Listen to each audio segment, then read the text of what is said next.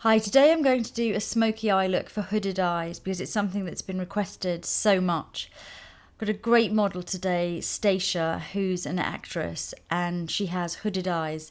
And she was telling me when I first met her that she often avoids buying eyeshadows or doing any makeup on her eyes because when she's tried in the past, as soon as she opens her eyes you can't see any of it. So I really want to show her how to do a kind of medium smoky eye. I'm going to do, I'd call it.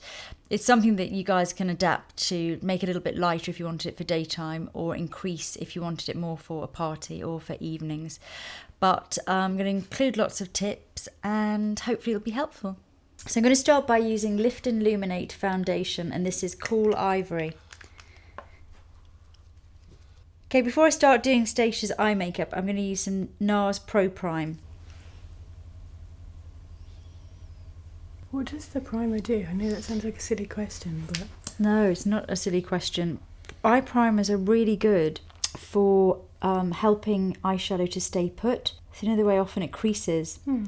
If you use a good primer, and this Nars one is fantastic, I find, a really thin layer of it over the lid, and then once it's dry, start buffing the eyeshadow in. It goes on better and it just lasts so much longer without creasing. So I'm going to do a smoky eye look on Stacha, and I've chosen this Collection 2000 palette because there's some good browns and blacks and greys. I'm going to mix together a sort of very dark grey colour with a lighter sort of brownish colour. It looks quite dark here, but I'm going to put it on quite softly. So what I'm going to do is apply the colour all over the lid, try and keep it nice and soft. And then the trick really is, open your eyes for me, sort of look straight ahead. And while you're looking straight ahead with your brow relaxed, you can start to add a little bit of colour in there. And it doesn't have to come up too far, but it just has to come up enough so that when the mascara's on and your eye makeup's finished, it really is framing your eye and you're able to see and have that definition. And use a bigger brush if you like to really finish off those edges. So you start to really see, just look straight ahead for me.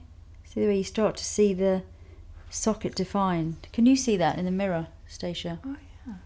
So you start to get that definition.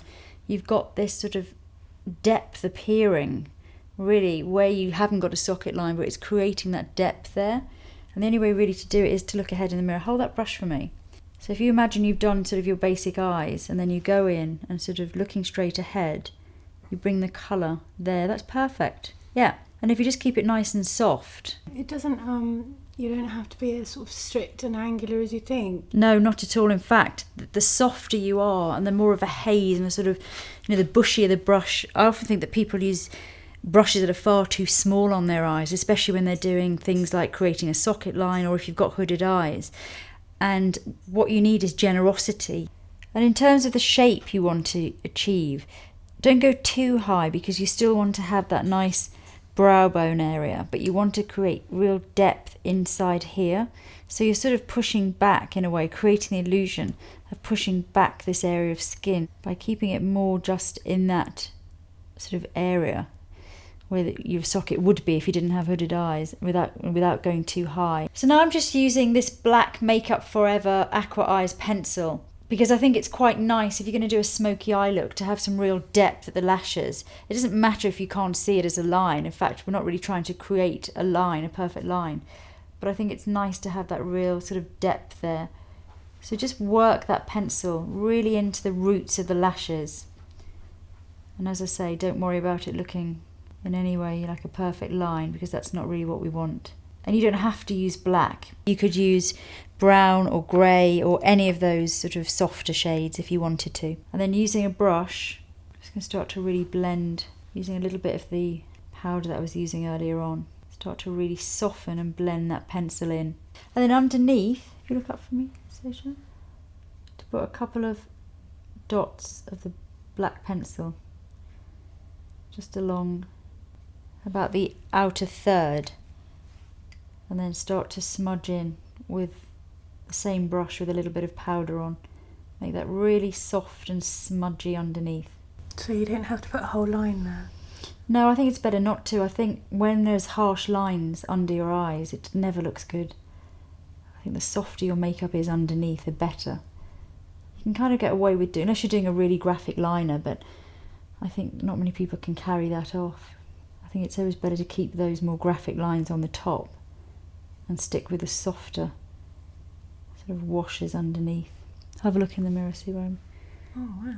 Sort of more of a smoky haze without being a harsh line, because also it can make your eyes look a lot smaller. If it's very hard underneath, it can kind of close your eyes up. Whereas actually it's made it look bigger. That's why I don't really bother putting things underneath. Because you feel it makes your eyes too small. I think the combination of having this shadow quite higher up, sort of where your socket would be, combined with that sort of haze underneath, you're kind of drawing attention away from your eye. So this is quite low down in a way, and that's sort of high up. So the focus is here and here. So the effect is sort of widening the eyes. And once we've got mascara on, your eyes are going to look huge. So eyelash colours now. Are you okay for me to have a little... I'll give it a go. Just look down for me. So I'm going to use Inimitable Intense, which is a Chanel mascara in black. And I think curling the eyelashes makes such a huge difference on hooded eyes.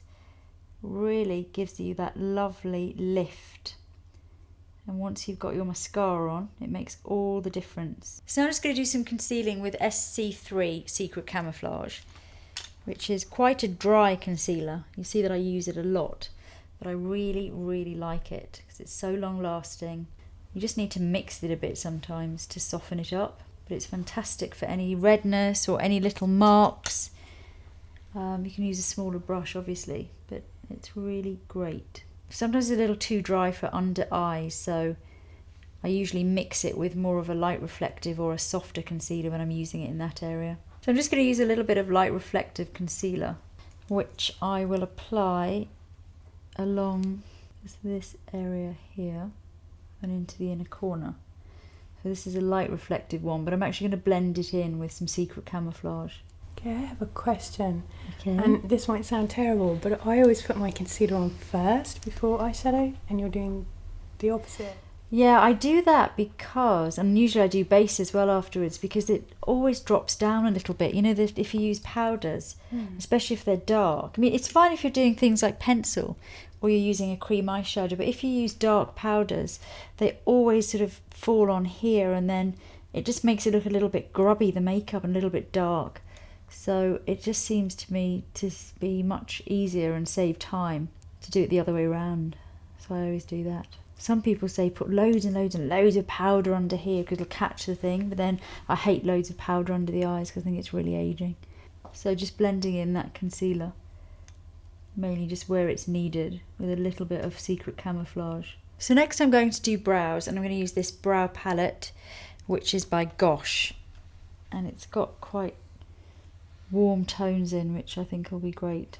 So next I'm going to do some blusher, and I just saw this yesterday. It's a Collection 2000 blusher, which I thought was really great because it's really inexpensive. I haven't used it yet, but I thought the tones looked really, really pretty. I think it's nice with this one, the mix of the sort of peachy and the dark pink. Just have to make sure you really take most of it off on the back of your hand, because otherwise the pigments are quite strong. Because usually I sort of use one of the lighter colours at the top and then one of the underneath. I don't need to be that technical, because you've got amazing cheekbones anyway. I mean, it is nice to use a bit of highlighter. If you've got one with a highlighter in, it's quite nice, but I think sometimes it's a little bit more simple, your makeup, because you've got such a good shape of face anyway. I'm going to use a very natural lip colour.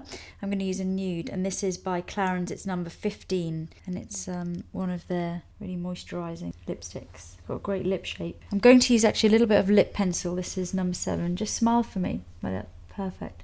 I'm going to cheat your bottom lip a little bit, because your top lip's very, very full, and we just need a little cheat on the bottom.